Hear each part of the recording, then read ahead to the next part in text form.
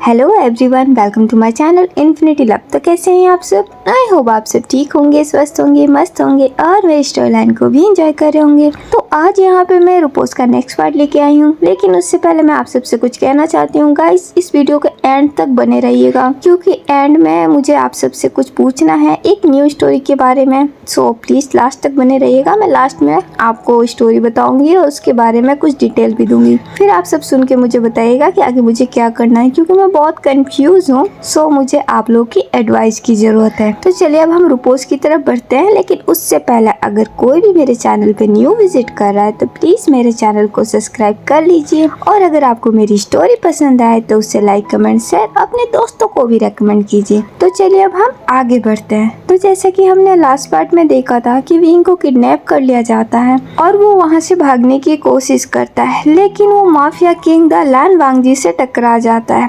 लैन वांगजी का चेहरा देख के विंग बहुत ज्यादा शॉक्ड हो जाता है, क्योंकि लैन वांगजी का फेस हमारे लैनजान की तरह है। तो चलिए अब हम आगे बढ़ते हैं और जानते हैं द लैन वांगजी माफिया किंग क्या सच में लैनजान है या फिर ये वांगजी ही है। विंग को अगेन उस डार्क रूम में डाल के बंद कर दिया जाता है। विंग जब उस रूम में जाके खड़ा होता है वो बहुत ही शॉक्ड होता है। वो फिर सोचने लग जाता है कि अभी उसके साथ क्या हुआ। उसके सामने जो पर्सन आया था, क्या वो सच में कोई माफिया किंग है या फिर लैनजान, क्योंकि उसका दिल तो कह रहा है ये लैनजान है, लेकिन उसके बिहेवियर से ऐसा लग रहा है कि वो लैनजान नहीं है। विंग इसीलिए बहुत ही कंफ्यूज और बहुत ही शॉक्ड होता है। वो फिर अपनी आंखें बंद करता है और बोलता है, ये सब क्या हो रहा है? लैनजान तुम माफिया कब बन गए? ये सब कब हुआ? कैसे हुआ? नहीं, ये सच नहीं है, ये लैनजान ही है, ये कोई माफिया किंग नहीं है। लेकिन ये माफिया के साथ क्या कर रहा है? क्या ये पहले से ये सब कर रहा था और इसने हम सब से ये बात छुपाई थी?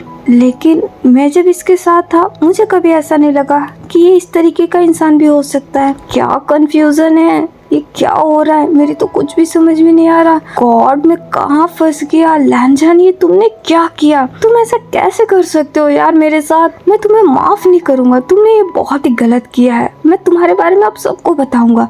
अब तो ये बहुत बड़ा एविडेंस हो गया कि तुम सच में एक क्रिमिनल हो। मुझे लग रहा था कि मैंने तुम्हें गलत जज किया, but no, I am right.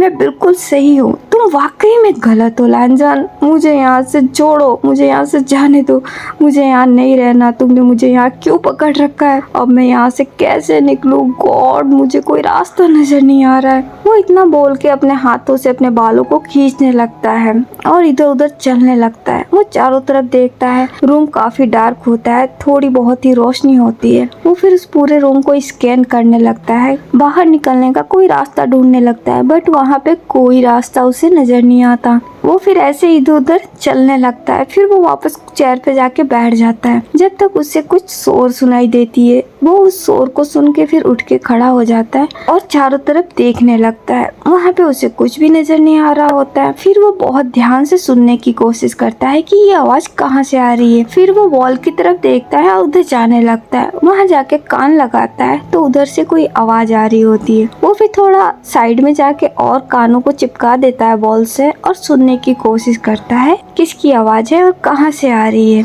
आवाज उसे वहीं से आ रही होती है, बट क्लियर नहीं होती है कि क्या बोला जा रहा है। वो फिर देखने की कोशिश करता है कि इसके पीछे क्या है। वो फिर अपना हाथ वॉल पे ले जाके चेक करता है कि कहीं से कोई रास्ता नजर आए तो वो देखे। फिर वो ऊपर देखता है तो उसे एक छोटी सी जगह दिखाई देती है, जहाँ पे एक कांच लगा हुआ होता है। छोटा सा स्पेस होता है, मिनी खिड़की की जैसी, लेकिन वो काफी ऊंचाई पे होता है। विंग का वहाँ तक हाथ भी नहीं पहुँच रहा होता है। वो बहुत कोशिश करता है बट नाकामयाब रहता है, क्योंकि वो बहुत ऊंचाई में होती है। विंग फिर चारों तरफ देखता है, फिर उसकी नजर चेयर पे जाती है। वो उस चेयर को देख के स्माइल करता है, फिर उसके पास जाके उसे उठा के लाता है, उस वॉल के पास रख देता है और उस चेयर पे चढ़ जाता है और वहाँ से फिर देखने की कोशिश करता है। चेयर पे खड़े होने के बावजूद वो ठीक से देख नहीं पा रहा होता है, क्योंकि बारी थोड़ी ऊपर होती है। वो फिर अपने पैरों को थोड़ा ऊंचा करता है और फिर देखता है तो फिर उसे दिखाई देती है, बट थोड़ा सा। वो देखता है कि उस वॉल के उस साइड में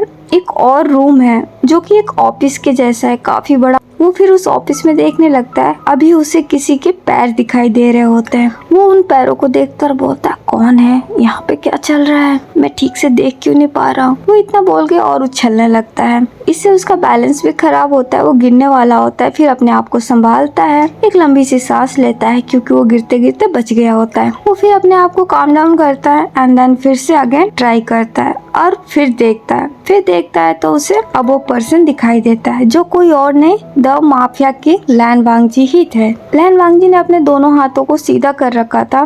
उनके पीछे एक आदमी था जो कि वांगजी का कोट उतार रहा था। विंग वो देखने लगता है। जब वांगजी का कोट उतारा जाता है, अंदर उन्होंने कोट पहन रखा होता है, लेकिन उनके दोनों कंधों पे दोनों साइड में एक एक रिवॉल्वर होती है। विंग ये देखता है, उसकी आंखें शॉक से बड़ी हो जाती है। वांगजी के बाल उनके फेस पे आ रहे थे क्योंकि अभी के डेट में उन्होंने अपना राउंड कैप नहीं पहन रखा था। वांगजी फिर अपने हाथों से अपने बालों को ऊपर करते हैं।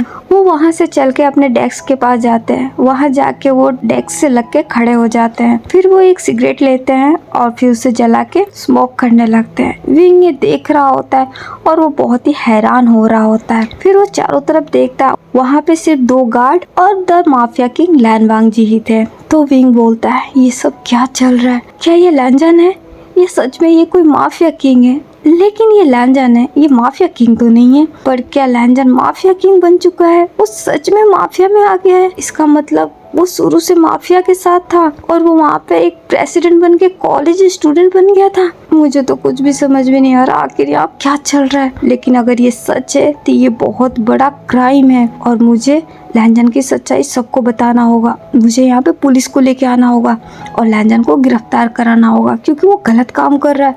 उसने यहाँ पे इतने लड़के लड़कियों को अगवा करके रखा है।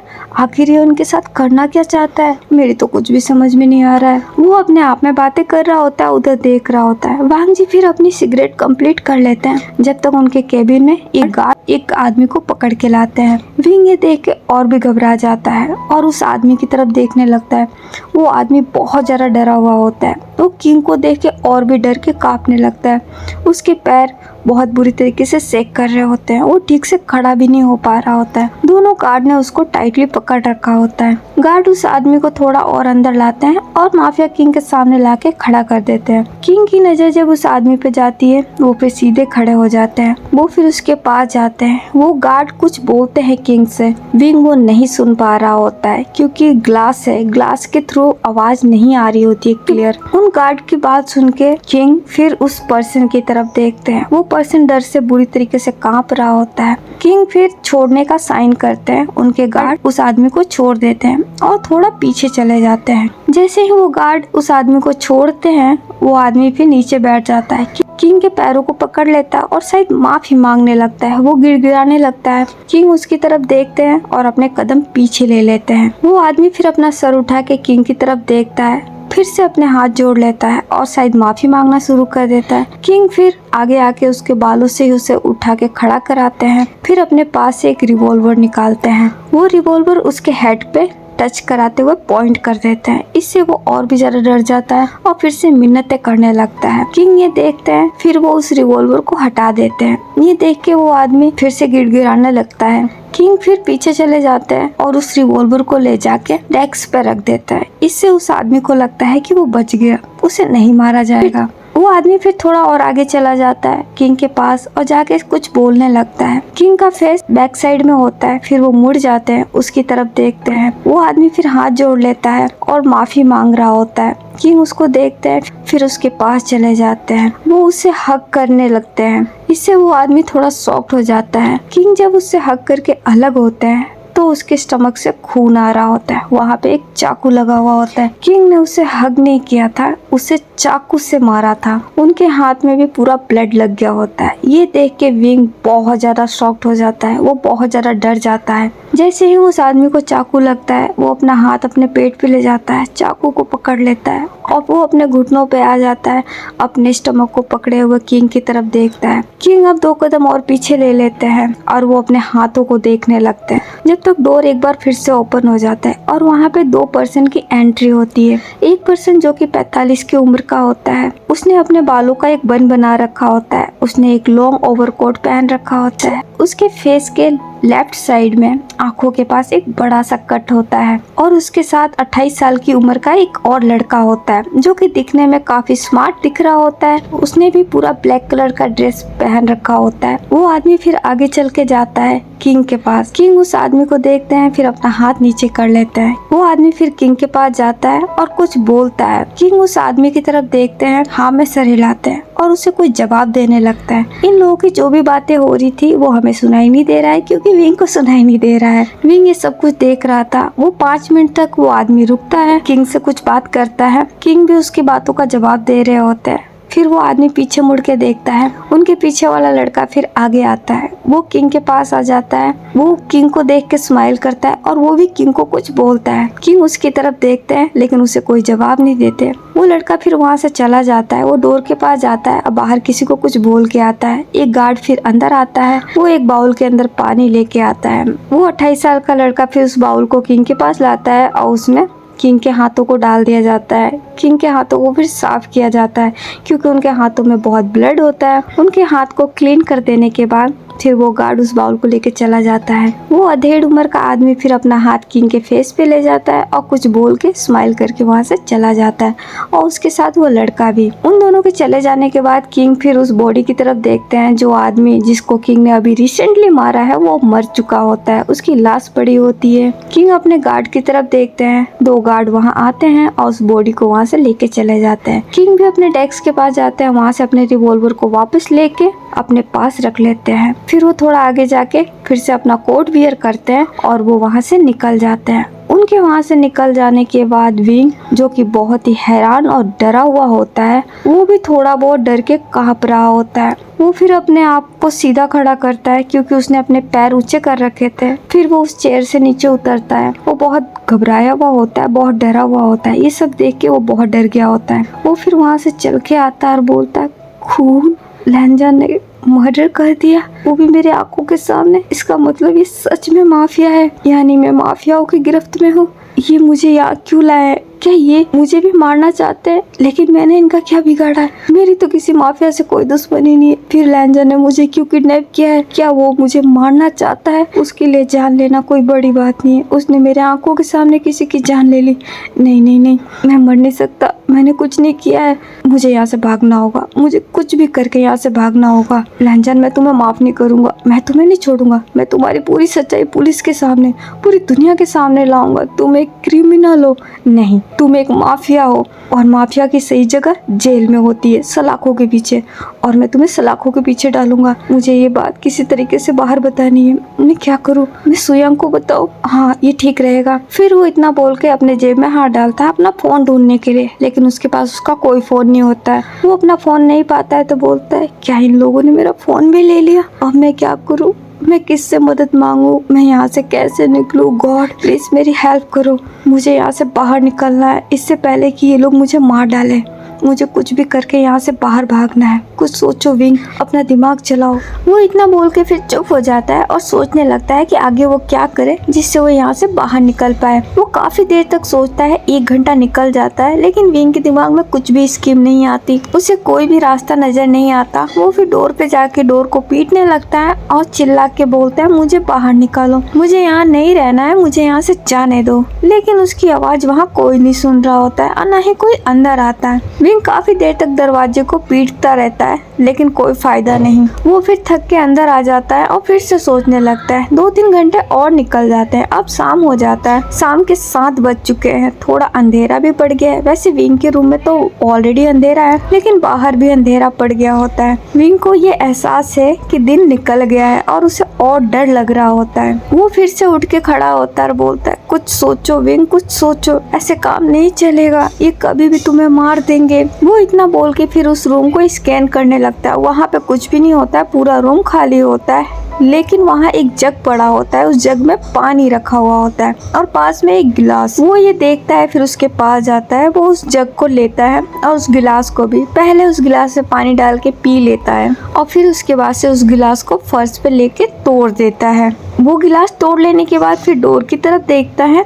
लेकिन वहाँ से कोई नहीं आ रहा होता है। फिर वो उस डोर के पास जाता है, कान लगातार बोलता है कोई तो अंदर आओ। जब उससे वहाँ पे कोई आवाज नहीं सुनाई देती, फिर वो थोड़ा और आगे आ जाता है और उस जग को लेके भी नीचे फेंक देता है। वो जग भी ग्लास का ही होता है। वो भी फर्श पे जाते ही फिर चकनाचूर हो जाता है। उस जग के टूटने के शोर से फिर एक गार्ड आने लगता है। विंग उसके कदमों की आहट सुनता है, फिर वो खुश हो जाता है। वो फिर डोर के पास चला जाता है और डोर से लग के खड़ा हो जाता है। जैसे ही वो डोर ओपन होता है, गार्ड अंदर आता है। वो अंदर आके देखता है विंग डोर के पीछे छुपा होता है। वो गार्ड जब थोड़ा सा अंदर आ जाता है तो विंग फिर डोर को ऑफ कर देता है और उस गार्ड के पास जाके उसके सर पे हिट कर देता है। वो गार्ड फिर उसकी तरफ मुड़ जाता है। वो अभी भी बेहोश नहीं हुआ होता है, वो होश में होता है। ये देख के विंग डर जाता है। वो गार्ड फिर अपने पास से रिवॉल्वर निकालता है। ये देख के विंग बहुत डर जाता है। वो फिर उस गार्ड का हाथ पकड़ लेता है और उसके हाथ से रिवॉल्वर छीनने की कोशिश करता है। वो गार्ड उस रिवॉल्वर को नहीं छोड़ रहा होता है। विंग अपनी पूरी ताकत लगाता है और किसी तरीके से उसके हाथ से वो रिवॉल्वर छीन लेता है। विंग उस रिवॉल्वर को लेके उस गार्ड के सर पे फिर वार करता है, जिससे गार्ड फिर बेहोश हो जाता है। विंग ये देखता है गार्ड नीचे फर्श पे गिर जाता है। विंग डर भी जाता है क्योंकि उसने किसी को हिट किया है। वो फिर उसके पास जाता है, जाके चेक करता है तो वो सिर्फ बेहोश होता है। इससे विंग को राहत की सांस मिलती है। वो फिर उठ के खड़ा होता है, गेट के पास चला जाता है कि कोई और तो नहीं आ रहा, लेकिन वहाँ कोई और नहीं आता। विंग को इससे काफी रिलीफ मिलता है। वो फिर फटाफट गार्ड के पास आ जाता है और गार्ड के कपड़े खोल के खुद पहन लेता है। उस गार्ड को वहाँ चेयर पे बिठा देता है और उस गार्ड के कपड़े पहन के वो बाहर जाने लगता है। उस गार्ड ने कैप भी पहन रखा होता है तो विंग भी वो कैप पहन लेता है। वो फिर धीरे से उस रूम का डोर ओपन करके बाहर निकलता है। वो फिर सबसे छुपते छुपाते नजरें बचाते वहाँ से जाने लगता है। उसे रास्ता नहीं मालूम, लेकिन फिर भी वो बिना शक में आए आराम से नॉर्मली चल रहा होता है ताकि किसी को उस पर शक ना हो। गार्ड के कपड़े पहनने की वजह से कोई उस पर शक नहीं कर रहा होता है। सबको यही लग रहा होता है कि वो भी उन्हीं का मेंबर है। विंग ने अपना फेस कवर कर लिया होता है कैप के थ्रू। वो अपना हेड नीचे करके चल रहा होता है। उसे रास्ता नहीं पता है बाहर जाने का, लेकिन फिर भी वो अंदाजे से इधर उधर जा रहा होता है। फिर वो मेन गेट तक भी पहुँच जाता है। जब वो मेन डोर पे पहुँचता है तो फिर उसे थोड़ा राहत मिलती है। वो फिर चारों तरफ देखता है, वहाँ पे कोई मौजूद नहीं होता है। वो फिर फटाफट मेन डोर को ओपन करके बाहर जाने लगता। बाहर जाके देखता है तो वहाँ कुछ गार्ड होते हैं। उनको देख के वो फिर छुप जाता है। जब गार्ड थोड़ा इधर उधर होते हैं तो विंग फिर फटाफट वहाँ से 9-11 होता है। एक सेकंड भी नहीं रुकता है। वो फुल स्पीड से भागता है। वो फिर पीछे मुड़ के देखता भी नहीं है। वो जब उस मेंशन से बाहर निकलता है तो वो देखता है वो तो अंधेरी जगह पे है। वो मेंशन काफी अंदर की तरफ है। उसे अब बाहर जाने का भी रास्ता नहीं पता, लेकिन फिर भी वो नहीं रुकता और नॉन स्टॉप दौड़ना शुरू कर देता है। वो दौड़ के फिर किसी तरीके से मेन रोड की तरफ जाने लगता है। वो मेन रोड पे जाके फिर एक जगह रुक के छुप के सांस लेता है क्योंकि वो बहुत स्पीड से आया होता है। वो बहुत थक गया होता है। फिर वो एक दीवार से लग के खड़ा हो जाता है और लंबी लंबी सांसें लेता है। अपने आप को काम डाउन करता है। जब वो अपने आप को थोड़ा रिलैक्स कर लेता है फिर वो वहाँ से थोड़ा हट के आगे आता है। वो रोड पे आके देखता है कोई उसके पीछे तो नहीं है, लेकिन कोई नहीं होता। अब उसे समझ में नहीं आ रहा वो यहाँ से जाए कैसे। वो मेन रोड पे आके फिर गाड़ियों के आगे हाथ देने लगता है पर कोई गाड़ी नहीं रुकती। विंग इससे परेशान हो जाता है और डिसाइड करता है कि अब वो पैदल ही भागेगा। वो किसी का वेट नहीं करेगा क्योंकि वो माफिया के चुंगल से निकला है। माफिया उसे इतनी आसानी से तो नहीं निकलने देंगे, उसके पीछे जरूर आएंगे। और विंग इस बात से बहुत डरा हुआ भी होता है, इसीलिए वो वहाँ से भागना शुरू करता है। भागते हुए में वो अपने कैप को उतार के फेंक देता है और उस जैकेट को भी निकाल के फेंक देता है और अपने नॉर्मल कपड़े जो कि उसने अंदर पहन रखे थे उन्हीं कपड़ों में वहाँ से भाग रहा होता है। वो काफी दूर तक भाग के आ जाता है एक अंधेरी गली की तरफ। उसे नहीं पता वो किस गली में घुस गया है क्योंकि उसने ध्यान नहीं दिया, बस वो भाग ही रहा था। फिर उसके सामने एक कार आ जाती है। विंग उस कार से टकरा जाता है। उसे चोट नहीं लगती, सिर्फ टकराता है। वो कार फिर रुक जाती है। कार की रोशनी विंग के फेस पे ही आ रही होती है। विंग फिर अपना हाथ अपने आंखों पे दे देता है और वहीं पे खड़ा रह जाता है। फिर कार का डोर ओपन होता है और उसमें से एक आदमी निकलता है। विंग उस आवाज को सुन के फिर अपने हाथ को हटाता है और सामने देखता है। सामने उसे एक आदमी दिखाई देता है जो कि पूरे ही व्हाइट कपड़ों में होता है। उसकी उम्र 35 से बाहर होती है।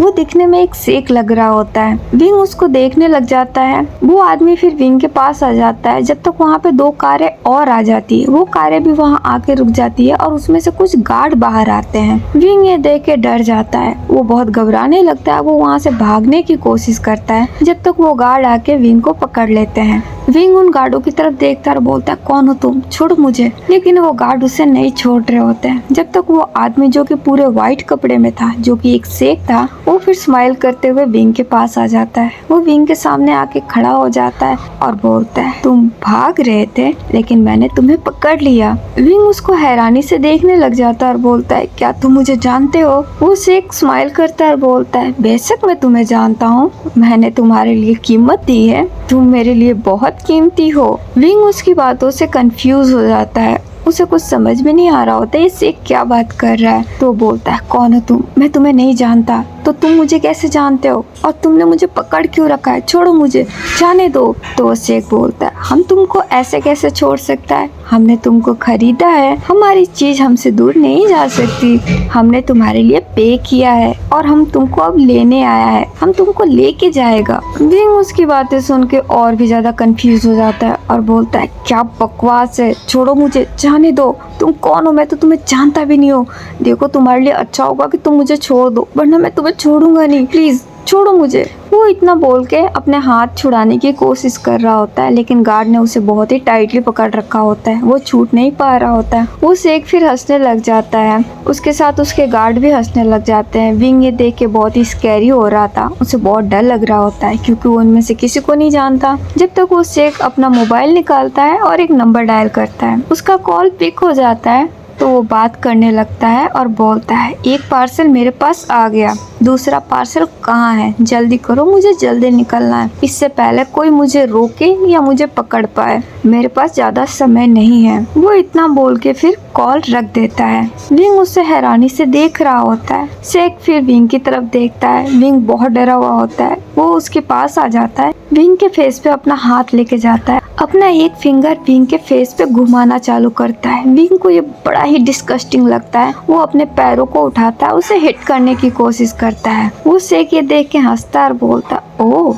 तो तुम जंगली हो, वैसे मुझे जंगली बिल्लियाँ बहुत पसंद है, मजा आएगा। मैंने तुम्हें देखा था तो मुझे लगा था तुम छुई मुई हो, लेकिन नहीं, तुम तो काफी वायलेंट हो। तुम्हें देखकर अब ये लग रहा है कि मैंने घाटे का सौदा नहीं किया है, तुम मेरे लिए काफी मजेदार हो, मुझे तुम्हारे साथ खेलने में बहुत मजा आएगा। वो इतना बोल के स्माइल करता है और विंग उसकी बातों से डर रहा होता है, वो डर के उसे ही देख रहा होता है। जब तक वहाँ पे एक और कार आके रुकती है, सबका ध्यान अब उधर चला जाता है। विंग भी उधर देखता है, उस कार में से फिर एक लड़का निकल के बाहर आता है, उसका फेस अभी दिखाई नहीं दे रहा होता है, उसने एक लड़की का हाथ पकड़ा होता है और उसे खींचते हुए लेके आ रहा होता है। सब उधर ही देख रहे होते हैं। वो शेख ये देख के स्माइल करता है और बोलता है, लो मेरा दूसरा पार्सल भी आ गया। वो इतना बोल के स्माइल करता है। उधर वो लड़का उस लड़की को पकड़ के ला रहा होता है, विंग भी उधर ही देख रहा होता है। वो बहुत ही बेरहमी से उस लड़की को खींचते हुए ला रहा था, वो लड़की बहुत शोर मचा रही थी। जब वो लड़का रोशनी में आता है और विंग जब उसको देखता है, वो काफी हैरान हो जाता है। वो लड़का आगे आके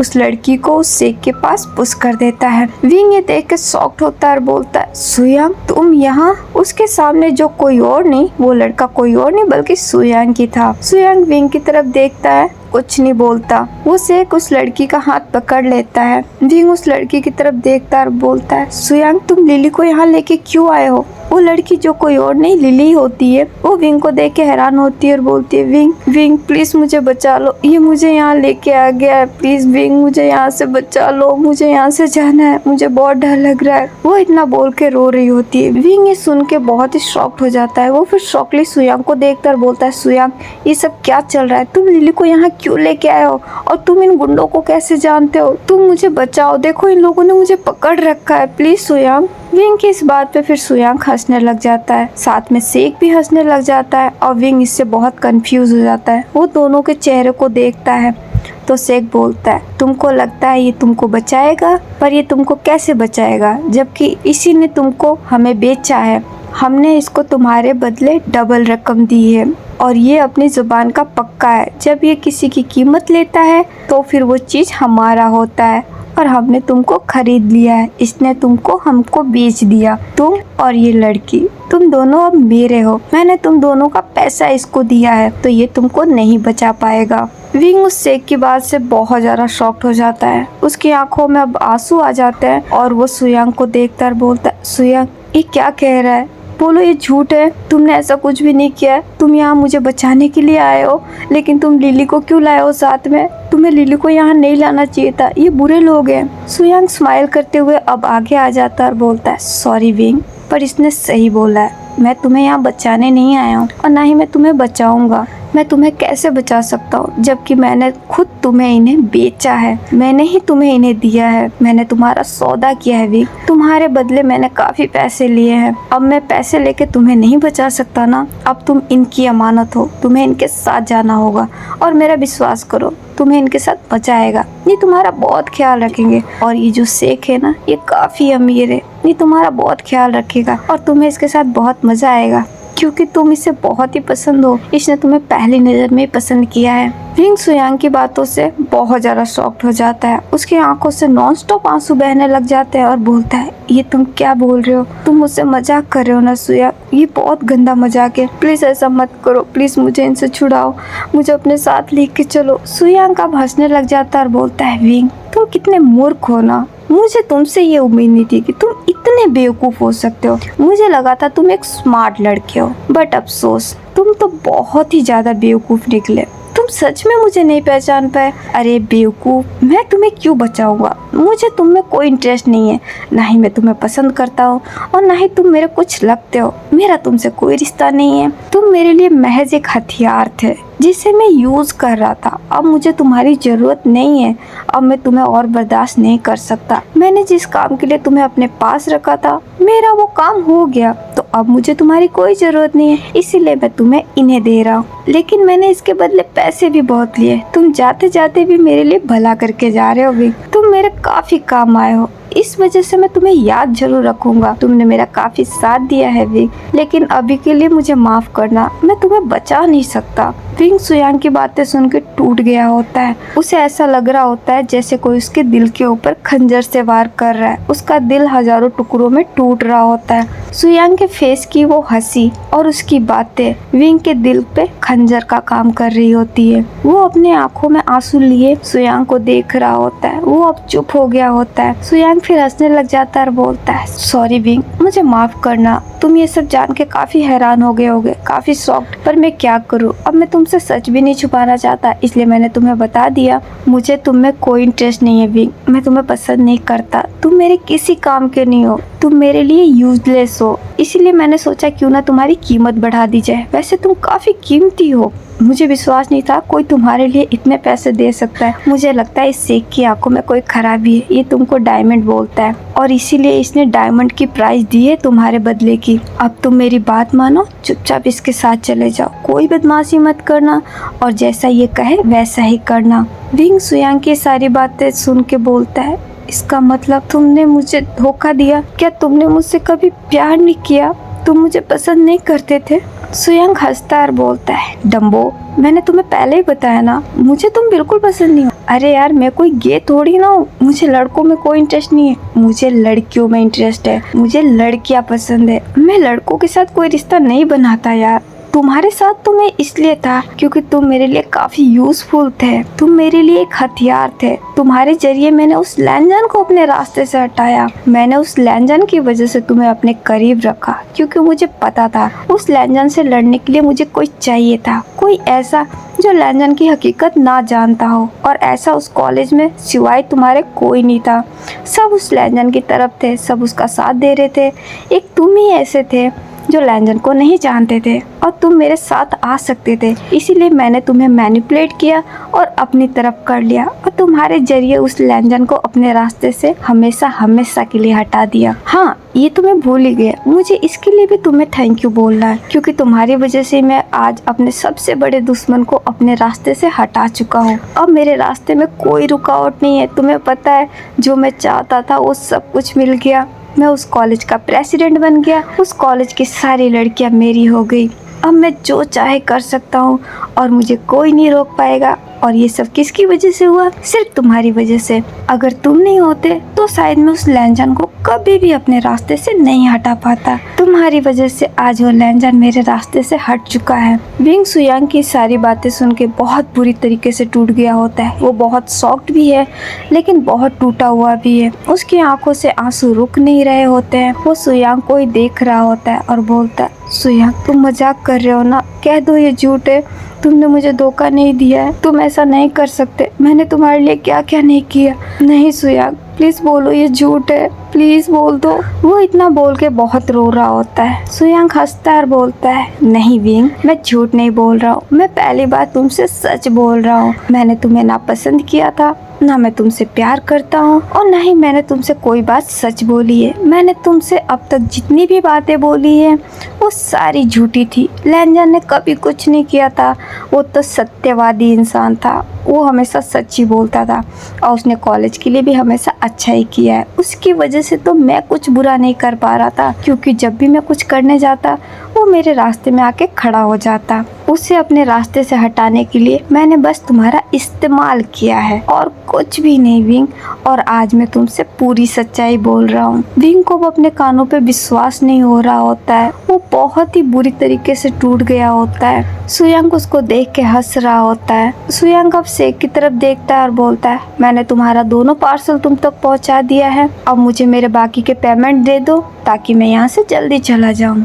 तो शेख बोलता है, जरूर, हम तुमको डबल देगा वादे के अनुसार। वो इतना बोल के अपने गार्ड की तरफ देखता है। उसका गार्ड हाँ में सर हिलाता है। फिर वो कार की तरफ जाता है, कार से एक सूटकेस निकाल के लाता है और वो सूटकेस शेख को दे देता है। वो शेख उस सूटकेस को सुयांग को देता है और बोलता है, ये लो तुम्हारा बाकी का पेमेंट। सुयांग उस सूटकेस को लेता है, स्माइल करता है और उसे थैंक यू बोलता है। सुयांग अब विंग की तरफ देखता है और बोलता है, ठीक है विंग, अब मैं चलता हूँ, अगर किस्मत ने चाहा तो शायद हम फिर कभी मिले, वरना तुम मुझे भूल जाना। विंग ये सुन के अब गुस्से में आ जाता और बोलता है, सुयांग तुमने मुझे धोखा दिया, इसका मतलब तुम धोखेबाज थे, मैं तुम्हें जान से मार दूंगा। सुयांग तुमने आखिर मेरे साथ ऐसा क्यों किया, तुमने मुझे क्यों धोखा दिया, मैंने तुम्हारा क्या बिगाड़ा था? तो सुयांग बोलता है, मैंने पूरी बात तुम्हें बता दी, उसके बावजूद तुम्हें कुछ समझ में नहीं आ रहा। क्या तुम सच में इतने बेवकूफ़ हो? मैंने बताया तो सही, मुझे लैंजन को अपने रास्ते से हटाना था, इसीलिए मैंने तुम्हारा इस्तेमाल किया और मैंने अब लैंजन को अपने रास्ते से हटा दिया।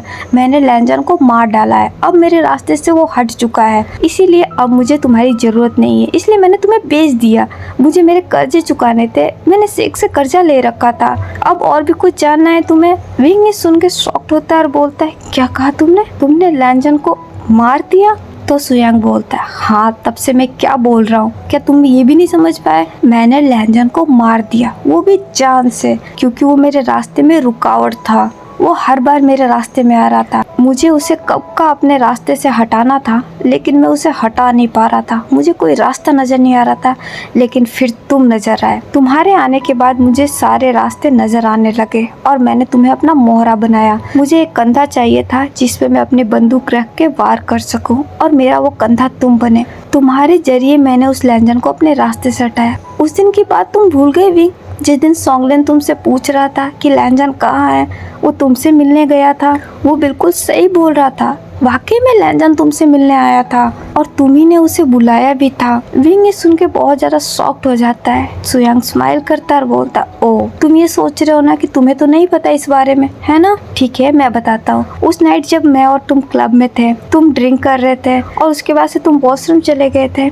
उसी समय तुम्हारे मोबाइल पे लैंजन का वॉइस नोट आया। जब मैंने लैंजन का नाम देखा, फिर मैंने तुम्हारा मोबाइल ऑन किया और उसका वॉइस नोट सुना और उसे सुन के मेरे होश उड़ गए। वो तुमसे मिलने की बात कर रहा था, उसके पास कोई सबूत था जो वो तुम्हें दिखाना चाहता था, इसलिए मैं बहुत ज्यादा डर गया, क्योंकि वो सच बोल रहा था ना, उसने कुछ नहीं किया है। वो पेपर मैंने लीक किए थे, मैंने ही उसे बदनाम किया था, मैंने ही उस पे इल्जाम लगाया था, इसीलिए मैं बहुत ज्यादा डर गया कि अगर उसने तुम्हें सबूत दिखा दिया फिर तुम्हें सारी सच्चाई पता चल जाएगी, फिर मेरे मकसद का क्या होगा। इसीलिए मैंने तुम्हारे मोबाइल से उसे ओके लिख के और उस वॉइस नोट को डिलीट कर दिया। ताकि तुम्हें पता ना चले। और जब तुम वापस आए तो मैंने तुम्हें और भी ज़्यादा ड्रिंक कराया ताकि तुम बेहोश हो जाओ। और जब तुम बेहोश हो गए तब मैं तुम्हारी जगह लैंजन से मिलने गया और मैंने वहाँ जाके तुम्हारी पूरी सच्चाई उसे बता दी।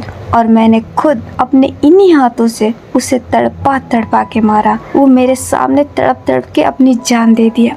और तुम्हें पता है इसके जिम्मेदार कौन है? सिर्फ तुम। उस लैंजन को मारना इतना आसान नहीं था, लेकिन तुम्हारी वजह से ये इतना आसान हो गया कि वो कुछ कर भी नहीं पाया। वो बेचारा बोल भी नहीं पाया। वो मरते दम तक आखिरी समय में भी वो तुम्हारा नाम ले रहा था। वो तुमसे सच में बहुत प्यार करता था विंग। उसने तुमसे सच्चा प्यार किया था, लेकिन बदले में तुमने क्या किया? तुमने उस बेचारे की जान ले ली जो तुम्हारे साथ लॉयल था, जो तुम्हारा भला चाहता था। वो तुम्हारे लिए पागल था और यही उसकी कमजोरी थी, लेकिन ये मेरी ताकत बनी। मैंने इसी चीज को अपना हथियार बनाया और उसी हथियार से उसी की जान ले ली। अब मेरे रास्ते से लैंजन हट गया है। अब वो मेरे रास्ते में कभी नहीं आएगा और अब मुझे तुम्हारी भी कोई जरूरत नहीं है। इसीलिए लैंजन अपनी जगह चला गया। तुम अब इसके साथ चले जाओ ताकि मैं अब पूरी तरीके से आज़ाद हो जाऊं और जो चाहे वो कर सकूं।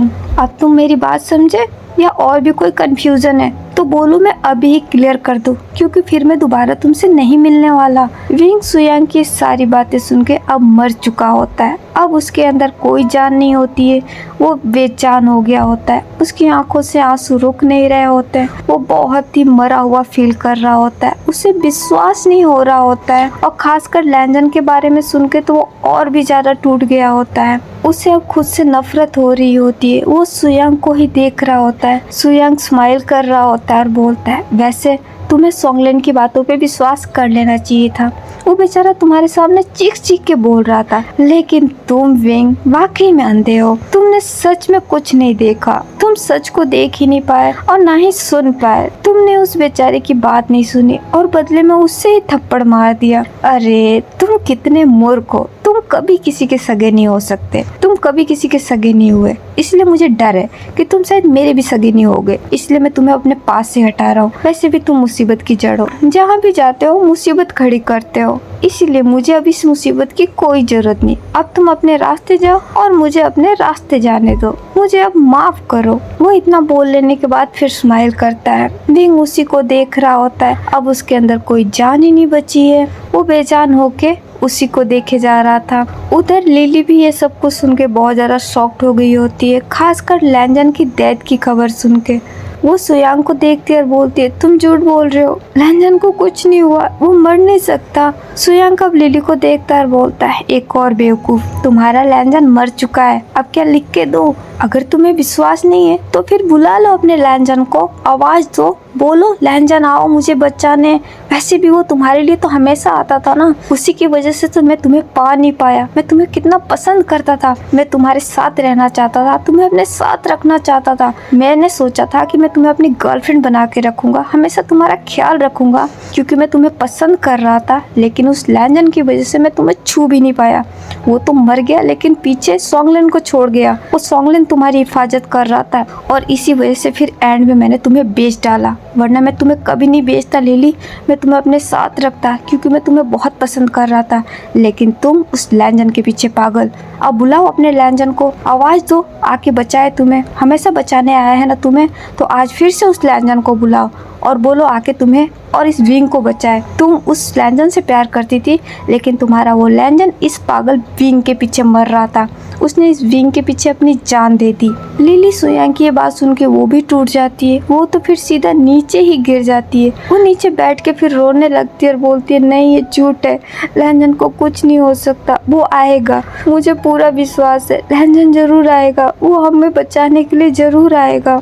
वो इतना बोल के बहुत ही ज्यादा रोने लग जाती है। वो बहुत ही रो रही होती है और विंग उसे देख के वो भी रो रहा होता है। उसे भी बहुत तकलीफ हो रही होती है। वो भी ये सुन के बहुत ज्यादा शॉक्ड हो गया होता है। सुयांग उन दोनों को देख के हंस रहा होता है तो लिली बोलती है, लैंजन मुझे पता है तुम आओगे, प्लीज आ जाओ लैंजन, मेरा दिल कह रहा है तुम जिंदा हो, तुम्हें कुछ भी नहीं हुआ है लहंजन, प्लीज आओ, बचाओ हमें। वो इतना बोल के अब वो बेहोश हो जाती है। विंग ये देखता है तो वो लिली का नाम लेके जोर से चिल्लाता है। सेक भी लिली को देखने लग जाता है और सुयांग भी। सेक लिली को उठाने के लिए जैसे ही झुकने वाला होता है, जब तक वहाँ पे बहुत सारी कारें आ जाती है। सेक फिर उधर देखने लग जाता है। सुयांग का भी ध्यान उधर जाता है। विंग भी उधर ही देखने लगता है। वो कारें वहाँ आके एक साथ ही रुकती है। एक साथ ही सारे कारों का डोर ओपन होता है और उसमें से काफी सारे गार्ड बाहर आते हैं। सेक ये देखता है, फिर वो अपने गार्ड को अलर्ट कर देता है। उसके गार्ड फिर सारे सामने आ जाते हैं और उन कारों की तरफ पॉइंट करके खड़े हो जाते हैं।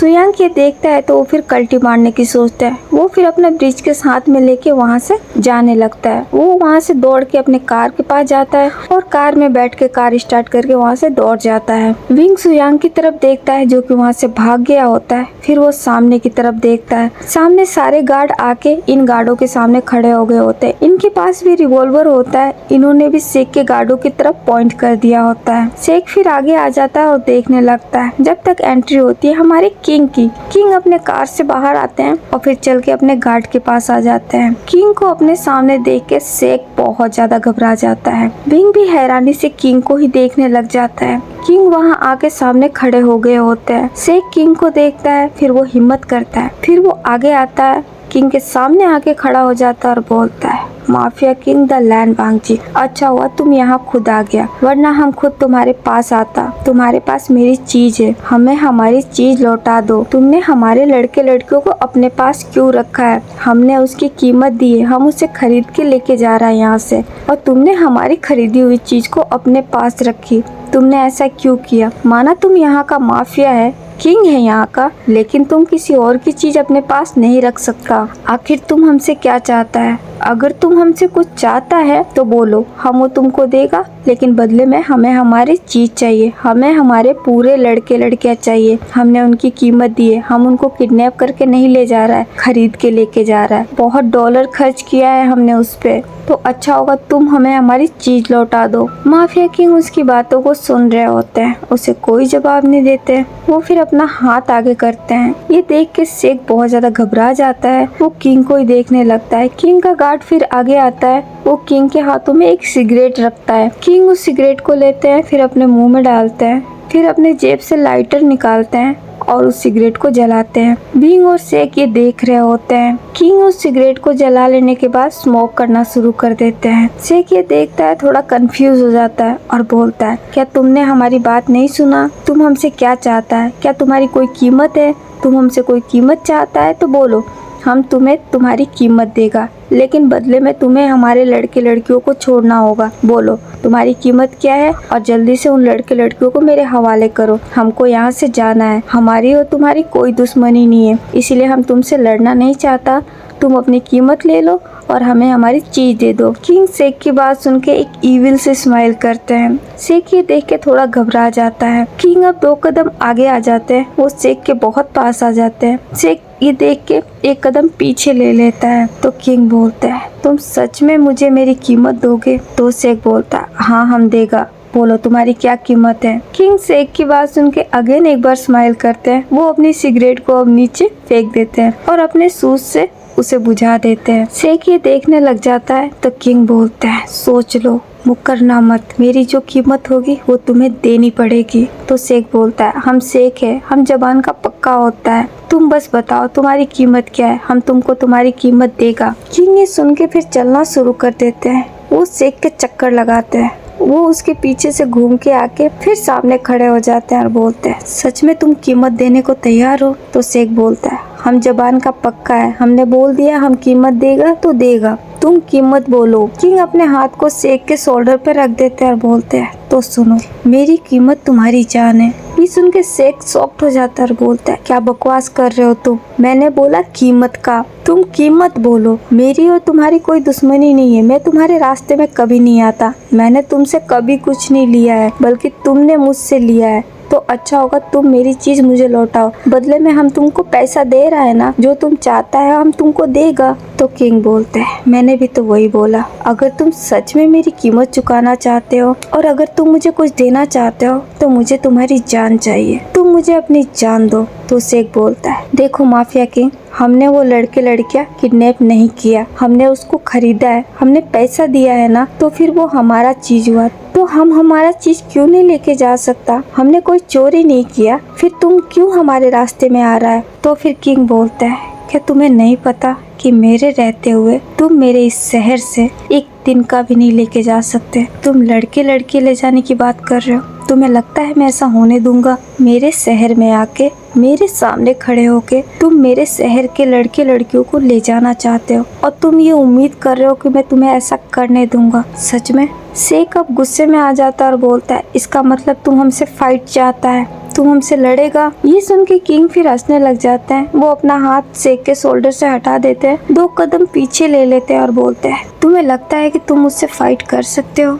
तो शेख बोलता है, हमको कमजोर मत समझो किंग, हमें पता है कि तुम ताकतवर हो, तुम्हारा यहाँ राज चलता है, लेकिन हम भी हमारे मुल्क का किंग है, हम किसी से नहीं डरता और तुम जैसे किंगों को हम अपनी जूती के नीचे रखता है और आज तुम्हें ये बात पता भी चल जाएगी। हम तुमको साबित करेगा कि तुमने गलत इंसान से पंगा लिया है, अब तुम बस देखो। वो इतना बोल के पीछे चला जाता है और अपने गार्ड को इशारा कर देता है। उसके गार्ड फिर फायरिंग शुरू कर देते हैं। ये देख के किंग के गार्ड भी आगे आ जाते हैं और वो भी उन पे वार करना शुरू कर देते हैं। दोनों तरफ से गोलियां चलनी शुरू हो जाती है। ये देख के विंग भी बहुत ज्यादा डर जाता है। वो फिर फटाफट लिली के पास जाता है और लिली को उठाता है। लिली जो कि बेहोश होती है, वो उसे उठाने की कोशिश कर रहा होता है, लेकिन लिली को होश नहीं आता है। विंग फिर उसे कवर कर लेता है, उसे पकड़ के वहीं बैठ जाता है। किंग के सारे गार्ड शेख के सारे गार्डों को मार डालते हैं। शेख का अब कोई गार्ड जिंदा नहीं बचता, सब मर चुके होते हैं। ये देख के शेख बहुत ज्यादा डर जाता है, वो बहुत ही घबराने लगता है। किंग अब आगे आ जाते हैं, अब वो शेख के पास जाने लगता है। शेख डर से कांप रहा होता है, अब वो अपने पैर पीछे की तरफ ले रहा होता है। किंग फिर उसके पास चले जाते हैं, उसे उसके कॉलर से पकड़ लेते हैं और बोलते हैं, तुमने क्या बोला था?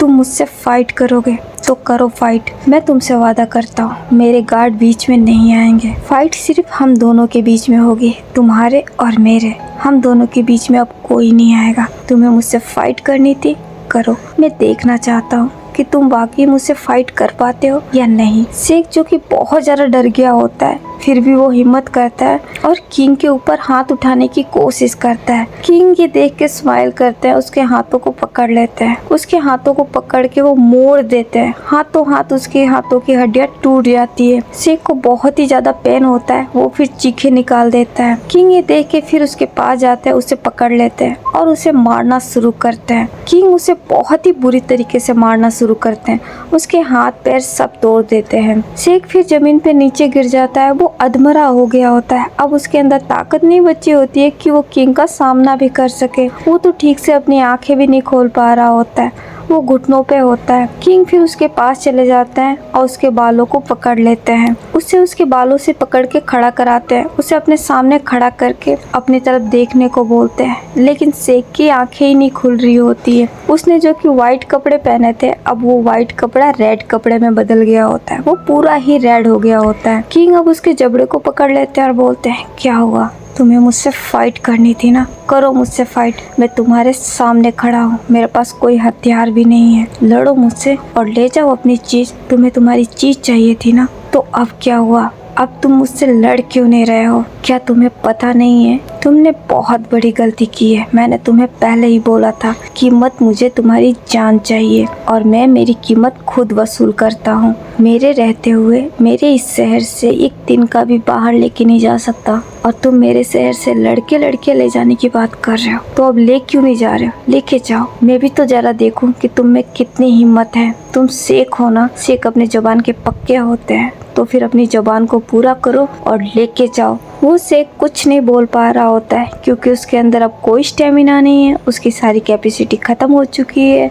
किंग ये देख के फिर उसे छोड़ देते हैं, वो फिर सीधा नीचे गिरता है। किंग अपना हाथ आगे बढ़ाते हैं, उनका गार्ड उनके हाथ में एक पिस्टल रखता है। किंग उस पिस्टल को लेते हैं, फिर उस शेख की तरफ पॉइंट करते हैं। वो शेख जो कि सीधा ही जमीन पे गिरा होता है। किंग ये देख के स्माइल करते हैं और बोलते हैं, मैं तुमसे मेरी कीमत वसूल कर रहा हूँ, इतना बोल के वो उसके अंदर सारी बुलेट उतार देते हैं। वो शेख ऑन द स्पॉट वहीं पे फिनिश हो जाता है। विंग फिर गोलियों की आवाज सुन के उधर देखता है, शेख मर चुका होता है। ये देख के वो बहुत ज्यादा शॉक्ड हो जाता है, बहुत ज्यादा डर जाता है। वो लिली को पकड़े हुए रहता है। फिर वो किंग की तरफ देखता है। किंग अभी के डेट पे बहुत ही ज्यादा खतरनाक दिख रहे होते हैं। उनके फेस पे बहुत ज्यादा गुस्सा होता है। किंग की नजर अब विंग की तरफ जाती है। विंग ये देखता है, फिर वो अपनी नजर लिली की तरफ फेर लेता है। किंग अपने गार्ड की तरफ देखते हैं, उनका गार्ड आगे आ जाता है। तो किंग बोलते हैं, इन्हें इनके घर पे ले जाके सही सलामत छोड़ दो। उनका गार्ड हाँ में सर हिला देता है। वो गार्ड फिर विंग के पास चला जाता है और उसका हाथ पकड़ लेता है। विंग इससे बहुत ज्यादा घबरा जाता है। वो गार्ड की तरफ ही देखने लग जाता है और बोलता है, तुम मुझे कहाँ ले जा रहे हो? तो वो गार्ड बोलता है, तुम दोनों को तुम्हारे घर पे छोड़ने के लिए किंग का ऑर्डर है। किंग चाहते हैं कि तुम दोनों को सही सलामत तुम्हारे घर छोड़ दिया जाए। विंग ये सुन के फिर हैरान होता है और हैरानी से किंग की तरफ देखता है। किंग अब वहाँ से जाने लगते हैं। वो फिर उठ के खड़ा होता है और किंग की तरफ जाने लगता है, लेकिन किंग फिर अपने कार में जाके बैठ जाते हैं। विंग कार के पास पहुंचता है, लेकिन बीच में गार्ड आ जाते हैं। गार्ड विंग को किंग के पास जाने ही नहीं देते हैं। विंग ये देखता है और बोलता है, मुझे जाने दो, मुझे उनसे बात करनी है। वो गार्ड कुछ नहीं बोलते, लेकिन अपना हाथ नहीं हटाते। फिर वो गार्ड जो कि विंग के पास था, वो विंग के पास आ जाता है और बोलता है, चलो। विंग फिर उसकी तरफ देखता है। उसने लिली को ऑलरेडी कैरी कर रखा होता है। विंग ये देखता है और बोलता है, छोड़ो इसे हाथ मत लगाओ। तो वो गार्ड बोलता है, ठीक है, तुम संभालो इसे। विंग फिर हाँ करता है और लिली का हाथ अपने कंधे पे रख लेता है और उसे वो पकड़ लेता है। वो उसे लेके जाने लगता है, लेकिन लिली जो कि बेहोश होती है, तो उसे ले जाना बहुत मुश्किल हो रहा होता है। तो विंग फिर उसे गोद में कैरी कर लेता है। वो गार्ड फिर एक कार के पास जाता है, डोर ओपन कर देता है। विंग फिर उस कार में जाके बैठ जाता है, लिली को साथ में लेके। वो गार्ड भी फिर कार के आगे जाके बैठ जाता है। कार स्टार्ट हो जाती है और हॉस्टल की तरफ जाने लगती है। 1 घंटे बाद वो कार हॉस्टल के आगे जाके रुकती है। वो गार्ड फिर से बाहर आता है और विंग के लिए आके डोर ओपन कर देता है। विंग फिर कार से बाहर निकलता है और वो लिली को भी बाहर निकालता है। वो लिली को लेके फिर अंदर जाने लगता है। वो गार्ड ये देख लेता है, फिर वो भी कार में बैठ जाता है। जैसे ही विंग हॉस्टल के अंदर एंटर करता है, वो गार्ड फिर वहाँ से चला जाता है। विंग फिर से लिली को अपने गोद में ले लेता है और वो वहाँ से जाने लगता है। वो फिर सीधा सोंगलिन के पास ही जाता है। वो सोंगलिन के रूम में जाके देखता है तो सोंगलिन वहाँ नहीं होता है। तो विंग फिर लैंजन के रूम में जाने लगता है। वो वहाँ जाके फिर नॉक करता है तो सोंगलिन आके डोर ओपन करता है। वो अपने सामने विंग और लिली को देख के बहुत ज्यादा शॉक्ड हो जाता है और बोलता है, लिली क्या हुआ तुम्हें? वो फिर विंग की तरफ देखता है और बोलता है, क्या किया तुमने लिली के साथ? ये बेहोश क्यों है? विंग की आंखों में आंसू होते हैं। वो कुछ भी नहीं बोल पा रहा होता है। सोंगलिन ये देखता है। वो फिर विंग के गोद से लिली को अपने गोद में ले लेता है और उसे ले जाके बेड पे सुला देता है। उसे सुला लेने के बाद वो फिर विंग के पास आता है और बोलता है, विंग क्या हुआ है? लिली बेहोश क्यों है और तुम रो क्यों रहे हो? विंग सोंगलिन की तरफ ही देखने लग जाता है और सोंगलिन की बात सुन के वो और भी ज्यादा रोने लग जाता है। सोंगलिन ये देख के बहुत ज्यादा कंफ्यूज हो गया होता है और वो बोलता है, क्या हुआ है विंग? तुम मुझे बताओगे कि आखिर लिली तुम्हारे साथ क्या कर रही थी और ये बेहोश कैसे हुई? विंग कोई जवाब नहीं देता है। वो सोंगलिन को हक कर लेता है और रोने लग जाता है। सोंगलिन इससे बहुत ज्यादा शॉक्ड हो जाता है। विंग सोंगलिन के गले लग के बहुत ज्यादा रो रहा होता है। सोंगलिन फिर अपना हाथ विंग के बैग पे ले जाता है और बोलता है, विंग क्या हुआ है? तुम मुझे डरा रहे हो? कोई प्रॉब्लम है क्या? तुम मुझे बताओ, तुम इतना रो क्यों रहे हो? वो इतना बोल के हक ब्रेक करता है। वो विंग को अपने सामने खड़ा करता है और बोलता है, बोलो विंग क्या हुआ है, मुझे बताओ। विंग कोई जवाब नहीं दे पाता। वो सोंगलिन को ही देख रहा होता है। सोंगलिन उससे पूछ रहा होता है। विंग की आंखें अब बंद होने लगती है और वो बेहोश हो जाता है। सोंगलिन इससे बहुत ज्यादा शॉक्ड हो जाता है। विंग जब नीचे गिरने लगता है तो सोंगलिन उसे होल्ड कर लेता है। वो उसे पकड़ लेता है और वो विंग का नाम लेके चिल्लाता है, विंग। ओके गाइस, आज के लिए बस इतना ही। आगे की स्टोरी हम नेक्स्ट पार्ट में जानेंगे। आज का वीडियो आप लोगों को जैसा भी लगा हो, आप मुझे कमेंट करके बता दीजिएगा। और अगर आप लोगों को पसंद आया हो तो मेरे इस वीडियो को लाइक, कमेंट, शेयर और मेरे चैनल को सब्सक्राइब भी कर दीजिएगा। तो चलिए अब हम उस टॉपिक पे आते हैं जो मैंने स्टार्टिंग में बोली थी। तो गाइस, मैं ना एक स्टोरी लेके आना चाहती हूँ जो कि थोड़ी कॉमेडी होने वाली है। इसे मैं 2 शॉर्ट बना के कंप्लीट करूंगी।